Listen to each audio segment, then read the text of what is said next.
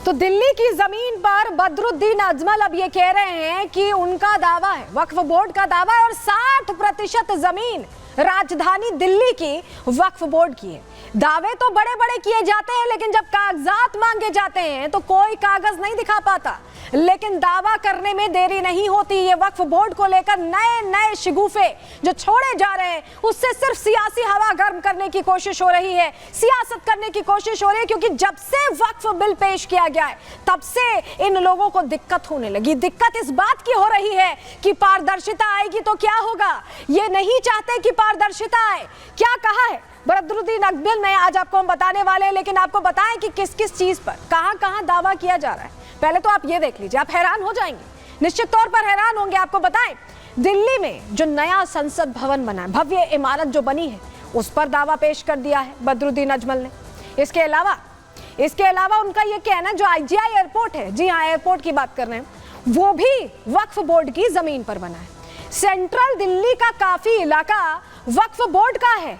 इतनी बड़ी बड़ी बातें कही जा रही हैं। अभी दस्तावेज मांगे जाएं तो शून्य होगा। वो BK दत्ता कॉलोनी जो है वो भी वक्फ बोर्ड पर खड़ी है।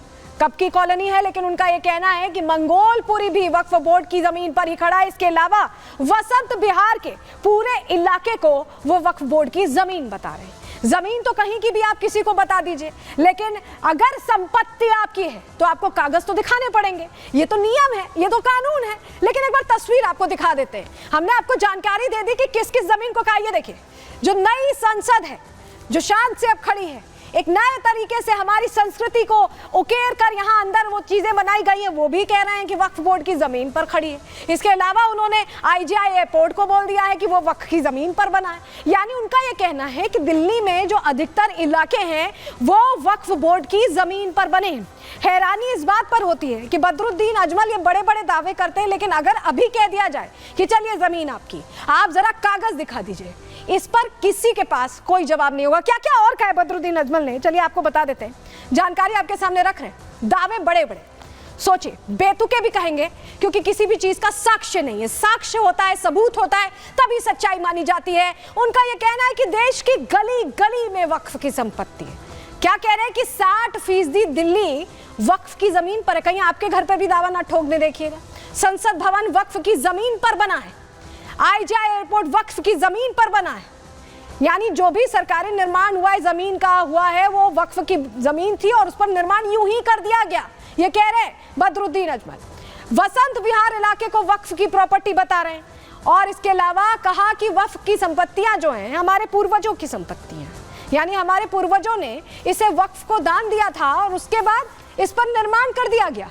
वक्फ की जमीन पर सरकार कब्जा कर रही है। नया फॉर्मूला लाए हैं, क्योंकि जब से वक्फ बिल को लेकर चर्चा हो रही है, तब से दिक्कत होने लगी है, एलर्जी होने लगी है।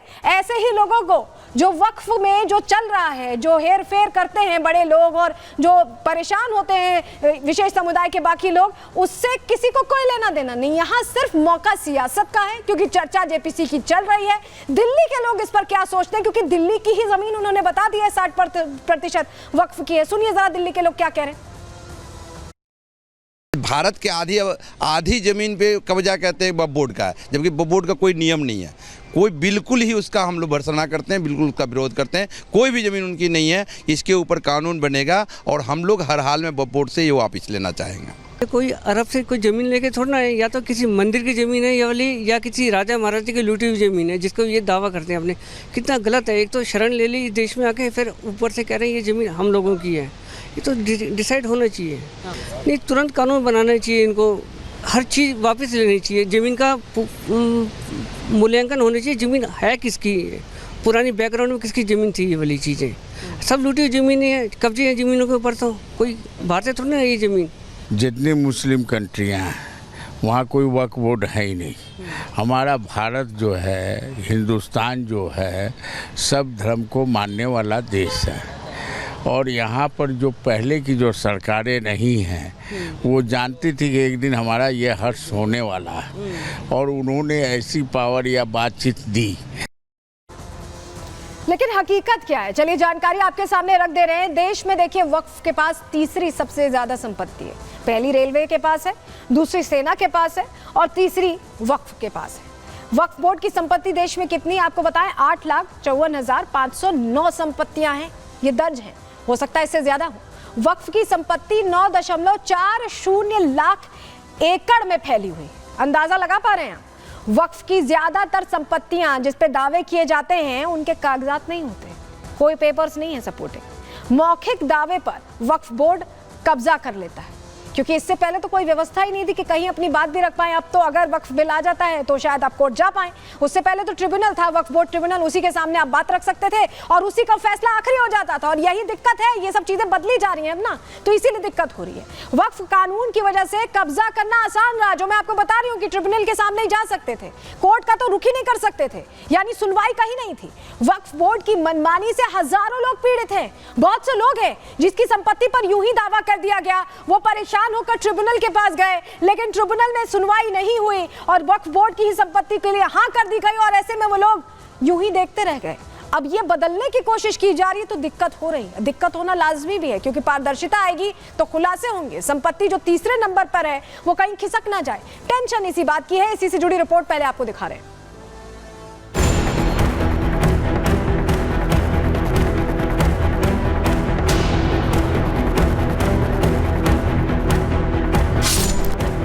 देश में वक्फ बोर्ड किस तरह से मनमानी कर रहा है, उसे समझने के लिए मौलाना बदरुद्दीन का दिल्ली को लेकर दिया गया ये बेतुका बयान सुन लीजिए। पार्लियामेंट है, वो खुद भी पूरा का पूरा इलाका यही वक्फ के प्रॉपर्टी के ऊपर बनाया गया। बदरुद्दीन ने ये बयान ऐसे ही नहीं दिया, बल्कि बदरुद्दीन का ये बयान एक सोची समझी साजिश का हिस्सा है। बदरुद्दीन अच्छे से जानते हैं कि देश के करोड़ों लोग संसद को मंदिर मानते हैं, इससे उनकी आस्था जुड़ी हुई है, लेकिन इसके बावजूद संसद को वक्फ की संपत्ति बताना कितनी बड़ी हिमाकत है। वक्फ की प्रॉपर्टी का लिस्ट आज पूरी दुनिया में आ चुका है। पार्लियामेंट है, वो खुद भी पूरा का पूरा इलाका, वसंत विहार का पूरा इलाका, एयरपोर्ट तक, यहाँ तक के बहुत से लोग कहते हैं कि एयरपोर्ट भी यही वक्फ की प्रॉपर्टी के ऊपर बनाया गया। मौलाना बदरुद्दीन के बयान पर बीजेपी हमलावर दिखी। बीजेपी नेताओं ने बदरुद्दीन को मानसिक रूप से बीमार बता दिया। बीजेपी नेताओं ने तो यहाँ तक कहा कि ऐसी मानसिकता वाले मौलानाओं का इलाज नए वक्फ कानून से होगा। ये लोग मानसिक रूप से व्यथित हो गए हैं और नित्य नए नए पागलपन के दौरे इन लोग को आ रहे हैं।